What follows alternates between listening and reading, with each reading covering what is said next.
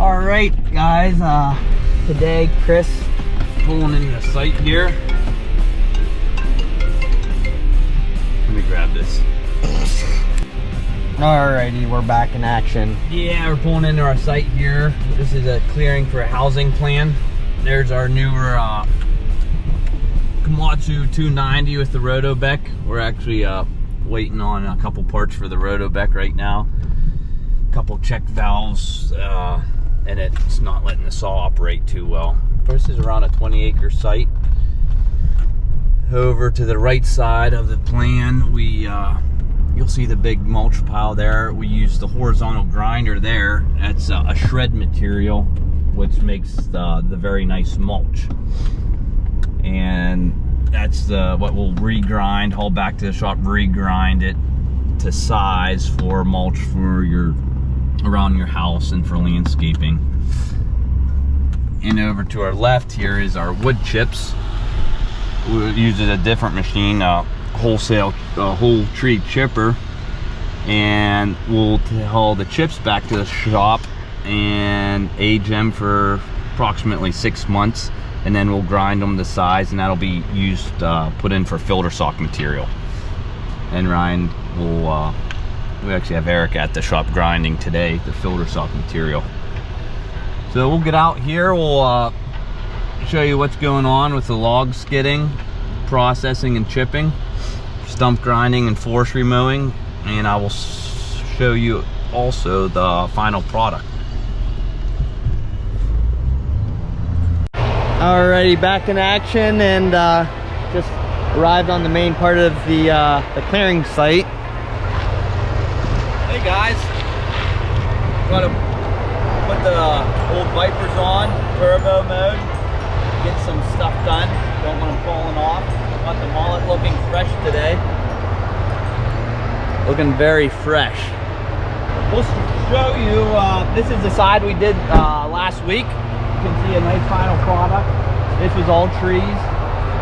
We harvested the firewood poles, the saw logs, ground the stumps, and then we give it a nice forestry mow. So the dirt guys are able to get on here. There's no big sticks or logs laying around. That forestry mower does a real nice job dicing anything that's small up. So yeah, this looks good here. We're gonna head to the other side where they're in action. All right guys, here we have our firewood. The Rotobec's cutting the trees. Got the firewood over here, and then we have the saw logs separating over here. And then the brush, as you'll see, is he's feeding it right into the chipper.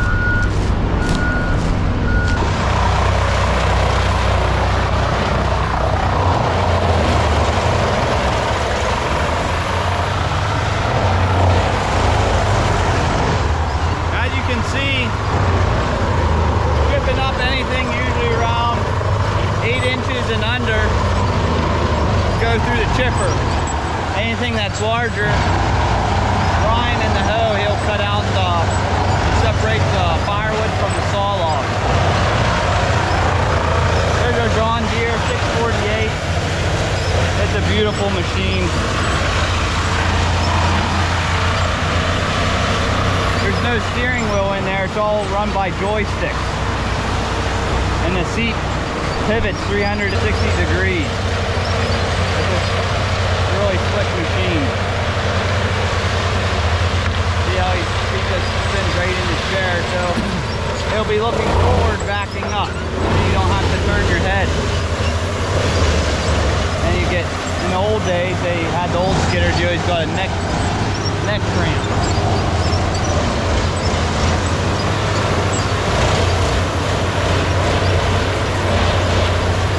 Sometimes on that chipper, it has an arm on it. If we didn't have an excavator here, the chipper would just feed itself the brush, but there's no saw on the chipper arm, which is why we're just dragging the trees whole down to the chipper and then processing them. See how he's cutting it right now.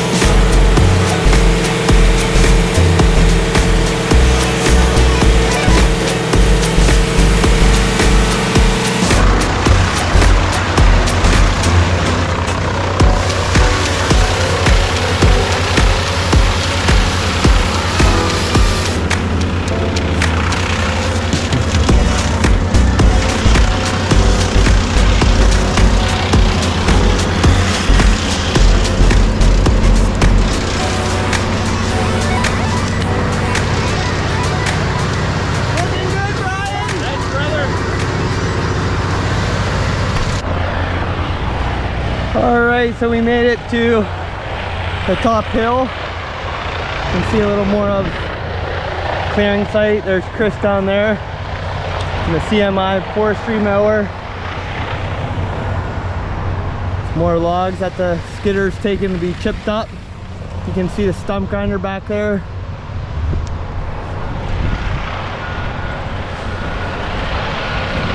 Chris will give us an update here shortly.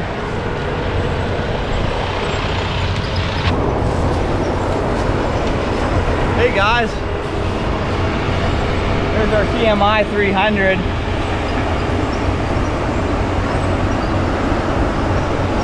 It's a little beast, 300 horsepower. We're just cleaning the site up after the log skidder skids everything out. It just cleans up any missed sticks and branches and mulches it right into the topsoil.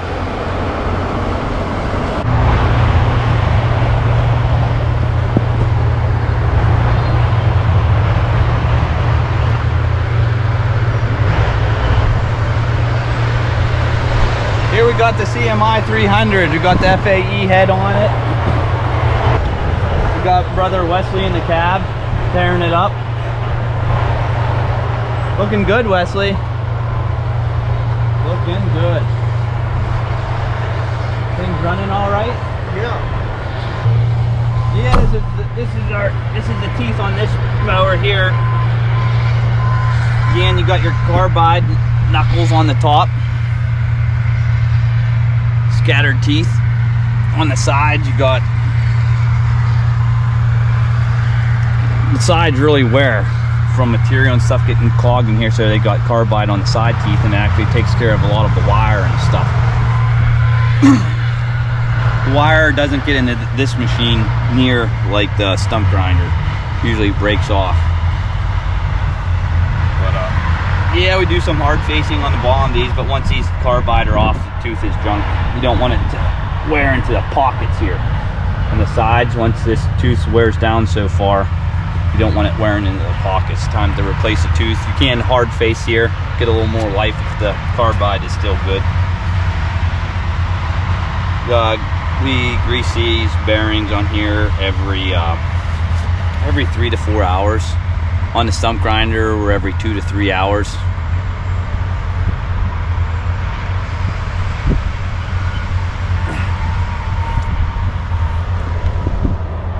You got the hooks.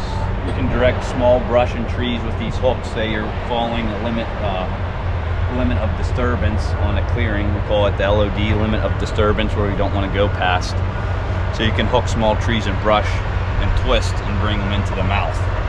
So these bars up here are for pushing small trees and brush over when you do an initial grind. This is called a finish mow once the site has been cleared, and then you do a nice finish mow to clean it up. So we use a mower a lot in the beginning of a job to take care of the underbrush before the feller, and then at the end of a job for a nice finish mow. We got Mark Shook in this dumper over there, Rayco 260. That thing's a grinding beast. All this stuff takes a lot of maintenance, so every day we're checking teeth, greasing, bearings, hard facing, a lot of maintenance.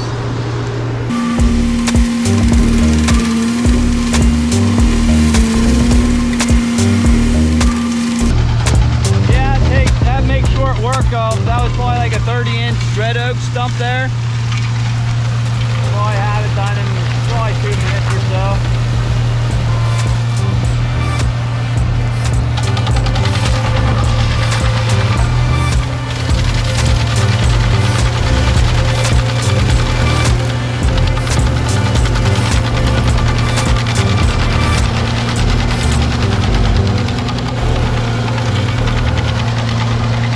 That's old Mark Shook in that stumper. Call him Shook Bear. He's very good at maintaining it, and he's very good about not stalling the wheel out. He takes nice bites at a time, slow, steady. He does very well at stumping. It all depends on what you're grinding, how often you gotta change your teeth. They're carbide tip teeth. Depends, rock is your worst enemy, rock and any type of steel or metal found on sites. Farm wire for fencing, if you get that into the trees, that wraps up and that'll take the bearings out quickly. So we always try to keep our eye out on any old farm fences. Just one little tap of it, I mean, it balls up quick. This site's not too bad. It's a lot of decent soil. Got a little bit of rock in there, but nothing hard.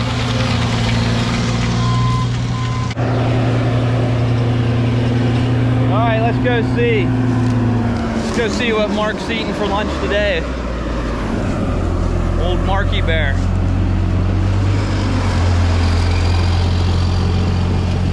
There's old Mark. There's old Mark Bear. How's it going today? You got the AC on? Yes, sir. Gets warm in there from all the hydraulics going, huh? And that my hot air. Oh yeah. Everything's going good. Everything's running well. Good. About lunchtime though. No wire? No water. What's in the lunchbox today? Ham and cheese. Ham and cheese. Ham and cheese. He loves his ham and cheese. Yes, sir. That's good. Looking good. You're in a good mood, Mark. Yeah. Mark's always in a good mood. Yes, Oh sir. yeah. Beautiful day out here, huh?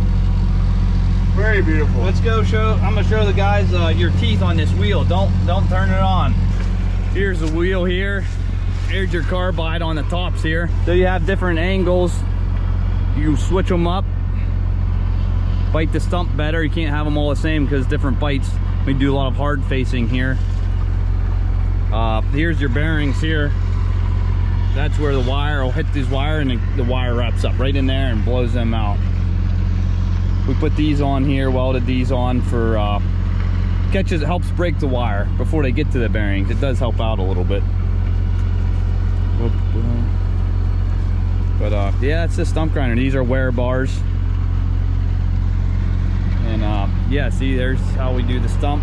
That thing will go down and see the roots. It goes right into the dirt, gets the roots and everything.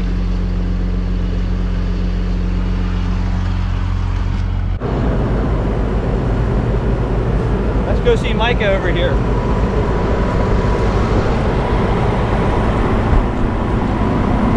Let's go, Micah. Where's your steering wheel at? Where's your steering wheel at? That's our John Deere 648. That's Micah. Brother Micah in there. In the captain chair. It's all joystick run. How we doing? What machine? You want to talk about the machine you're on, Swope? Doing some chipping here with the 323 Caterpillar, thrown back on it with the Super Saw. Yeah, it's going good. Nice machine. Yeah. And just feeding the chipper. Yep, processing logs. So what differentiates the saw lumber from the firewood lumber, Brian? In the size and quality of the wood, different diameters. Yeah, we got Big Daddy here, Brian Swope, with us. He was running the hoe with the Rotobeck Cat 323. And what's this wood here, Brian? As in, you got Is this firewood or are these just, saw logs. how do you know where to cut them? We cut them at 8.6, 10.6, 12.6, and 14.6 for the mill. For the mill, that's what they like, huh? Yep. So if you see a log and it got a bow in it, you usually kind of cut Cut it that. out. Yep, that cut it out. Get a nice straight piece. Yep.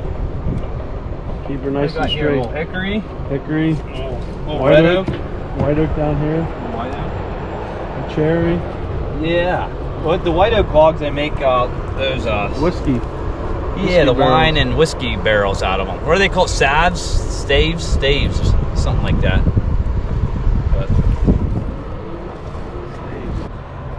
shutting down for a little lunchtime break. We got Uncle Jess running the chipper. How's it going? He got a good looking look going with his dreads. Yeah. How's the chipper running? It's running Looks like good. it's running good. Yeah, no, it's chipping and doing what it So should when be do you doing. usually change the chipper knives on that? usually in the morning or at about lunchtime, so we'll probably do So once a eat day lunch. usually? Yeah, usually once a day. Depends on what you're probably chipping, or if you hit something Yeah, that shouldn't go depending through. on the material we're doing and stuff like that. More yeah. muddy stuff, you probably dulls the chipper knives. Yeah, that and then, well, yeah, pretty much that. And keeping the counters switched too. Okay, the counter knives. Yeah, counter knives. Yeah. Good deal. Yes, looking good, bro. Yeah. Coming together. Well, Chris, thanks for bringing us to this job site today. A little bit bigger than your little mowing job yesterday. From big to small, we've got you covered. Big to small, we have got you covered. Other adventures, guys. Feel free to subscribe. We'd love to keep taking you on some fun journeys. Yep. It's been a pleasure, guys. We'll see you next time. Adler Adventures. Other adventures out. Alrighty, we're coming back here to the shop. Back on the landing here. Back on the airstrip. What we got going on here, we're making some filter sock material. We got size screens in there to regrind our chip material that we saw earlier, and that's the aged chip. See how it's darker? I'll explain our windrows here. We have two big windrows of wood chips. We have a fresh pile, then we have an aging pile, and we just keep swapping them back and forth. There's old E-Dog in there, just kicking booty. Kicking booty. Here, we'll get out and show you this thing run.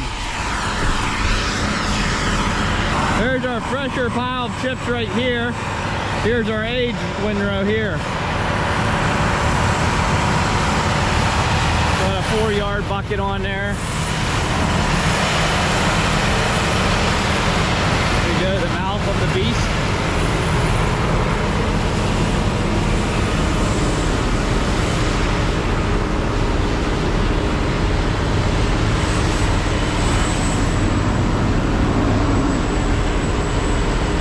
Goes the upper feed wheel.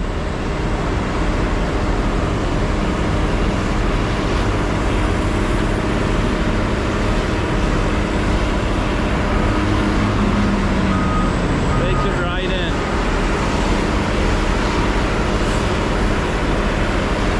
Try to keep the material in there before it goes empty.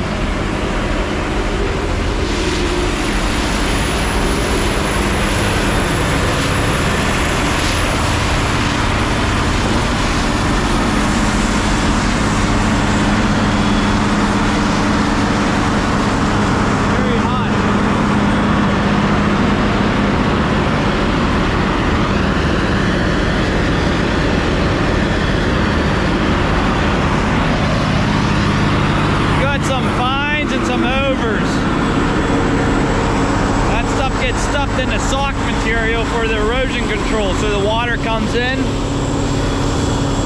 and the mulch filters the water out. Any of the mud, anything bad in there, it catches that in the chips and sock material, but the water can still freely flow through, but not at a gushing pace. It's just nice and steady, so it doesn't erode the ground.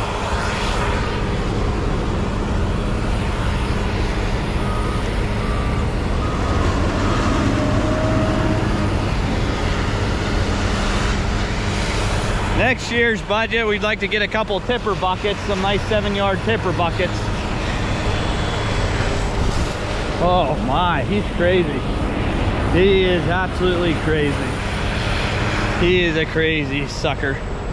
Some nice 7-yard tipper buckets are on the docket for next year. We're just one step at a time. Don't want to go over budgets.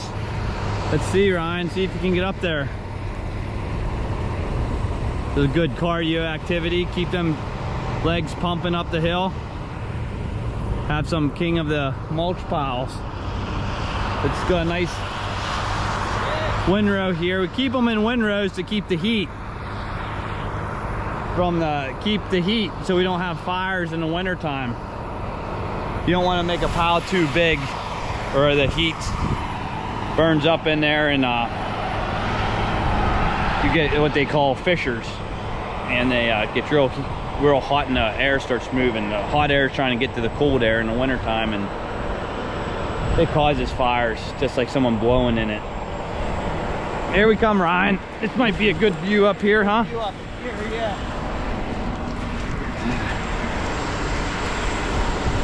These chips here are aged about. Yep, these are aged. They're aged 6 months. yeah, at least 6 months here.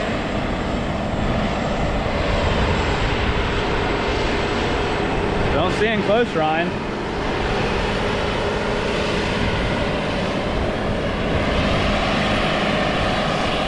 That's our new Moorbark grinder. Last year it was Moorbark 3400. It's 800 horsepower. This is so hot to touch. It's got to be. We have some big measuring rods to inspect the temperature throughout the month, but that's probably, I don't know, what, 120 degrees. There's a wood yard down there. We got to get the excavators back to start shearing that up. We'll call it single shred. But very good. Maybe we should go see what Eric's doing. How's it going in his cab, huh, Ryan? Yeah, I think that'd be a good idea. All right, let's do a couple bunny jumps.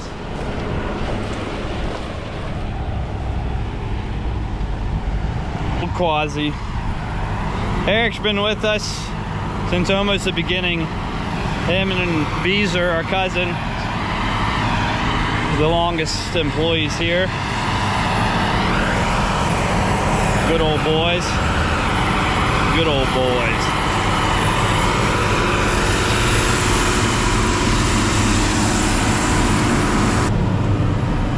What we got going here, Eric?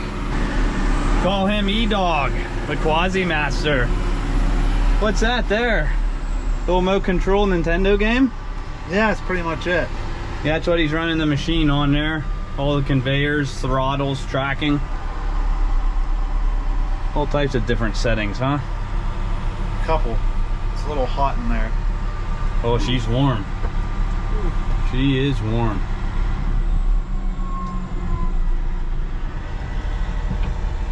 Looking good. Eric came from another site earlier today down in Pittsburgh Recycling Center, grinding up some wood waste, leaves, grass, or Wood. You name it. It went through there. you chip up any rats? Couple.